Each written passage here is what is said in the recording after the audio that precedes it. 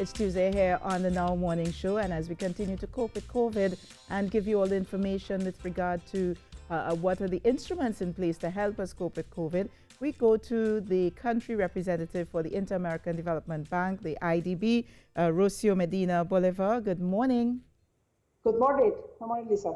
I am doing well, and let's jump right in. So tell us, what is the role of the IDB in helping us during and post-COVID in terms of recovery? Sure. First of all, the Inter-American Development Bank is the leading development financial institution for Latin America and the Caribbean. We have a physical presence in all our 26 borrowing member countries that include the Caribbean region and, of course, Trinidad and Tobago. As you said, our mission is the economic and social development in a sustainable world of the whole region. And we do it with a mix of instruments that are related to financial instruments like the financings and loans, which our terms are very competitive, as well as our research and the technical assistance that mix together with the financial instruments that we have. We try to bring along all the know-how that is going on in the region, the lesson learned that I think right now with the crisis with COVID-19 in the whole the region and around the world is very important, just to avoid overlapping and take advantage of what the lesson learned that have been going. The IDB has different way of working, so different windows. I think the core of the business of the IDB is with the public sector, with the ministries. Currently, for instance, we have a portfolio of more than 400 million that work in different areas in infrastructure, in financial management, in health, etc., and education. That's what we also work with the private sector. We have two different windows that work with the private sector that are very important, and we will complement the work, as you said, for address the crisis of COVID-19, which is IDB Invest. We also work with any type of private sectors, businesses, financial institutions, as well as state-owned companies that are working currently in the region. And we also have the IDB Lab, which we call it our innovation lab, they try to escalate very highly innovation solutions that are now, for instance, are very important, for instance, to address the health with technology in order to be scaled up and piloted for solutions for the private and the public sector. Rocio, I'm just going to ask you to turn slightly to your left so that we can see you facing directly to camera because we're getting a bit of a profile right now of you. And okay. Okay, there you go. All right, so one of the questions I need to find out is what's the criteria for countries and companies to access the loans and the grants afforded by the facilities of the IDB? Sure. We're working in both. We have developed like 4 big pillars that for our work and supporting the countries, and especially for Trinidad and Tobago. One is related to the health preparedness and strength institutions in the health, because they're the ones, the first fronts, the first defenders that they need to address. And actually, we're working very closely right now with the Minister of Health and the different regional health authorities to see how we can support with specific equipment, supplies, and even hiring of doctors and nurses that we're working to address the crisis right now. However, there are other 3 pillars that are very important.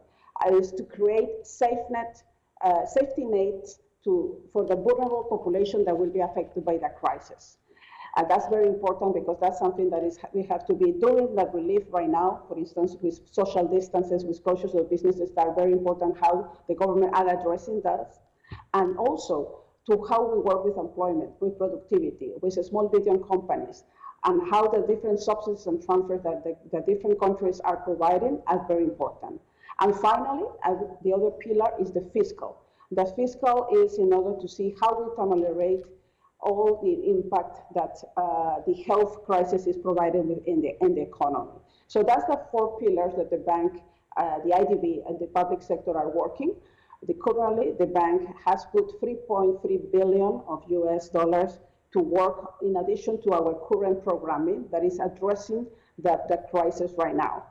In the private sector side as well, we are working, as you said, working directly with private sector. Mm-hmm. Right now, we have $5 billion for the whole Latin America and the Caribbean oriented to work with SMEs, with financial institutions to work on the crisis. And I will expect that at least 10%, 500 million of US dollars, will be oriented to the Caribbean. Additionally, right now, for the crisis itself, is a crisis mitigation facility that we are currently working in the IDB Invest sector in order to help the SMEs, especially with the health, especially related to tourism, the areas that are more vulnerable.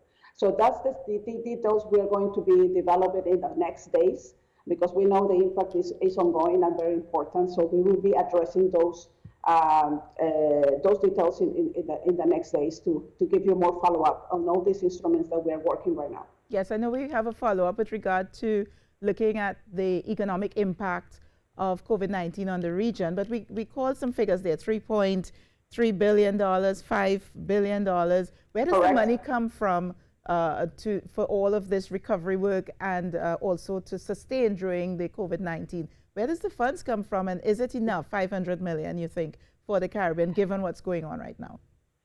I mean, our source of fundings, I mean, the Inter-American Development Bank is a AAA entity. It's rating very high as an investment grade. So that facilitates our source of funding. So basically, the IDB go to the markets to raise money and actually to get it in very competitive terms, and we pass it through to the governments and to the different entities that we work in the public sector.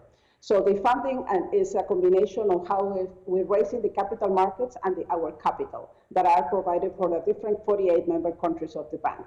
So the source of bankings and the strength of the bank allow us to actually put more resources and actually get more resources to put for the crisis.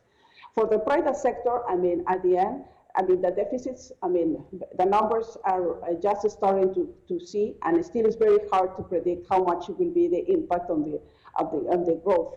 But I think in different countries in the Caribbean, we'll see the impact of two different big variables. I think the tourism for islands that are more impacted, and definitely Tobago will be one of that, and also the oil and gas prices that are both actually doing a kind of a perfect storms that will actually increase the deficits in the countries. Mm-hmm. I mean, resources, definitely, I mean, the IDB, and the strength will be one of the sources, but now is a time that most of the multilaterals and different development institutions play a role. We play a countercyclical role, and now is the time to actually support countries and the different private sectors. So we're trying to combine all our different windows to support the crisis immediately.